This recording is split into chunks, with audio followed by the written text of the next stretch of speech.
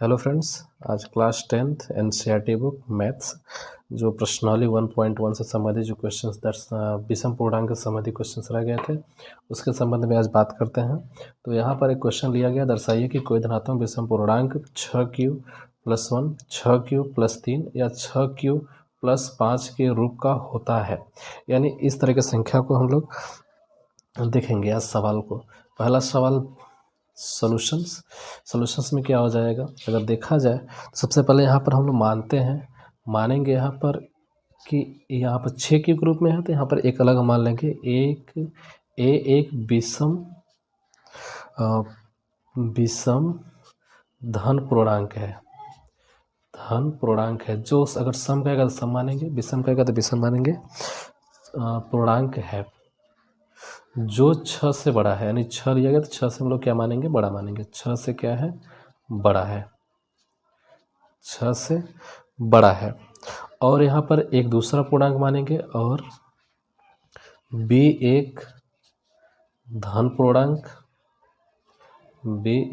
पूर्णांक इस प्रकार है कि b = 6, यानी a को मानेंगे 6 से बड़ा और b को मानेंगे 6 के बराबर।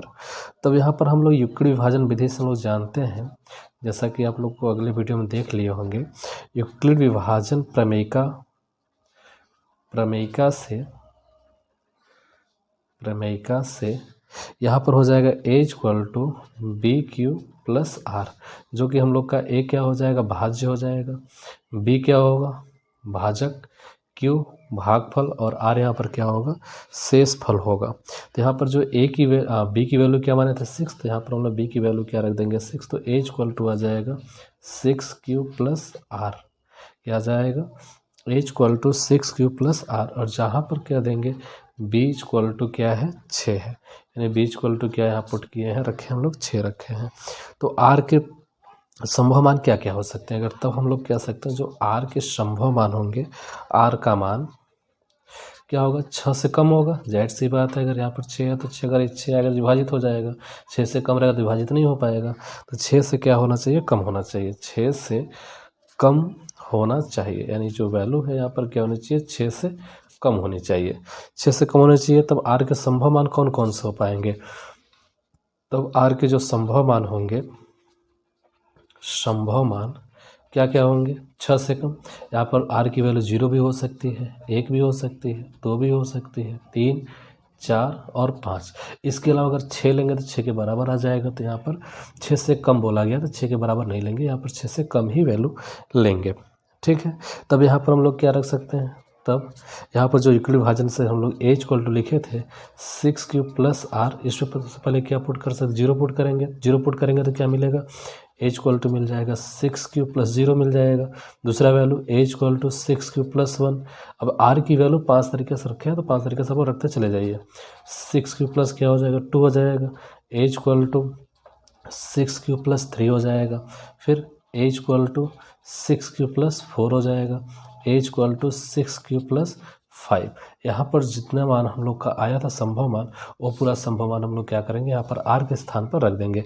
r हम लोग का क्या है, शेषफल है। तो यहाँ से कह सकते हैं कि a = 6q + 5 तक जो वैल्यू आई है उसमें सम भी हैं और कुछ विषम भी हैं। सम हम लोग जानते हैं, जिसके लास्ट में 2, 4, 6, 8, 10 होते हैं, सब क्या सम कहलाते हैं। तो यहाँ पर हम लोग जानते हैं कि सिर्फ हम लोग को a जो माने थे, a हम लोग क्या माने थे, a को अगर देखा जाए तो विषम पूर्णांक माने थे, तो हम लोग को सिर्फ विषम पूर्णांक लेना है, सम पूर्णांक को छोड़ देना है। चूँकि a एक विषम पूर्णांक है, a एक क्या है, यहाँ पर विषम पूर्णांक है, अतः जब यहाँ विषम पूर्णांक है तो हम लोग कह सकते हैं a = 6q + 0, a = 6q + 2 तथा a = 6q + 4 को क्या करेंगे, नहीं ले सकते, यानी छोड़ देंगे, इसको नहीं ले सकते हैं। क्या करेंगे, नहीं ले सकते। क्यों नहीं ले सकते, क्योंकि हम लोग जानते हैं सिर्फ हम लोग को विषम पूर्णांक लेना है, सम पूर्णांक नहीं लेना है, तो नहीं ले सकते। हाँ, नहीं ले सकते। ये राशियाँ क्या होंगी, 2 से विभाज्य होंगी, यानी जो राशियाँ हम लोग को यहाँ पर दिया गया था, ये राशियाँ सब क्या होंगी, 2 से विभाज्य होंगी, इसलिए हम लोग इनको नहीं लेंगे, विभाज्य होंगी या कह सकते हैं सम होंगी। ठीक है, तब विषम में क्या क्या बचेगा, तब यहाँ पे कह सकते हैं विषम में क्या क्या बचेगा देख लेते हैं।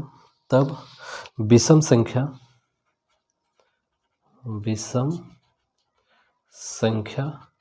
क्या क्या बचेंगे।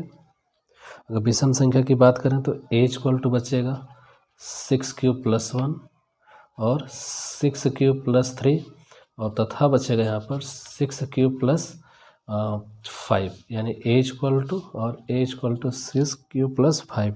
अतः कह सकते हैं जो विषम पूर्णांक होंगे, अतः एक धनात्मक विषम पूर्णांक 6³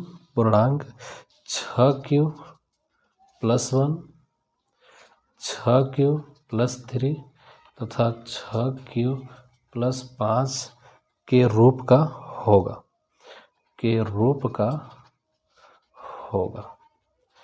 ठीक है, तो ये उम्मीद है। एक तरीके और देख लेते हैं हम लोग। पहले क्या था, दर्शाइए कि कोई धनात्मक विषम पूर्णांक 6³ + 1, 6³ + 3 या 6³ + 5 का रूप का होता है। तो यहाँ पर सॉल्यूशन में माना एक विषम धन पूर्णांक a है जो कि 6 से बड़ा है और b एक धन पूर्णांक इस प्रकार लिया गया है कि b = क्या है 6 है। तब यूक्लिड विभाजन प्रमेयिका से हम लोग जानते हैं a = b³ + r, मतलब a हमारा क्या हो जाएगा भाज्य, b यहाँ पर क्या हो जाएगा भाजक, q हमारा भागफल और r यहाँ पर शेषफल हो जाएगा। a = 6³ + r और b = हमने 6 माना था, हम यहाँ पर क्या करेंगे b = 6 रख देंगे। तब r का मान हम लोग क्या करेंगे 6 से कम लेंगे, क्योंकि 6 से कम होना चाहिए। अगर 6 से अधिक रहेगा तो विभाजित हो जाएगा, 6 भी रहेगा तो विभाजित हो जाएगा। यहाँ पर r का मान 6 से कम लेंगे तो r का संभव मान क्या क्या होगा 0, 1, 2, 3, 4, 5 यही होंगे। तब a = जहाँ पर r था वहाँ पर हम लोग क्या करेंगे r के संभव मान को पूरे रखते हुए चले जाएंगे। तो 1, 2, 3, 4, 5 यहाँ पर 6 संभव मान आया था। 6 संभव मान को रखने के बाद यहाँ कह देंगे एक विषम पूर्णांक है, अतः यहाँ पर जो सम पूर्णांक है, सम पूर्णांक नहीं, क्योंकि 0 भी हम लोग का सम होता है, 2 भी सम है और 4 भी क्या है सम है, तो यहाँ पर सम पूर्णांक हो जाएंगे। अतः कह सकते हैं नहीं, इन सबको नहीं ले सकते, ये राशियाँ क्या है 2 से विभाज्य होंगे। 2 से विभाज्य क्यों होंगे, क्योंकि ये सब लास्ट में 0 आया है, 2 आया, 4 आया है। अतः विषम संख्या a = 6³ + 1, 6³ + 3, 6³ + 5 के रूप का ही होगा। अतः एक धनात्मक विषम पूर्णांक 6³ + 1, 6³ + 3 तो 6³ + 5 के रूप का ही होगा।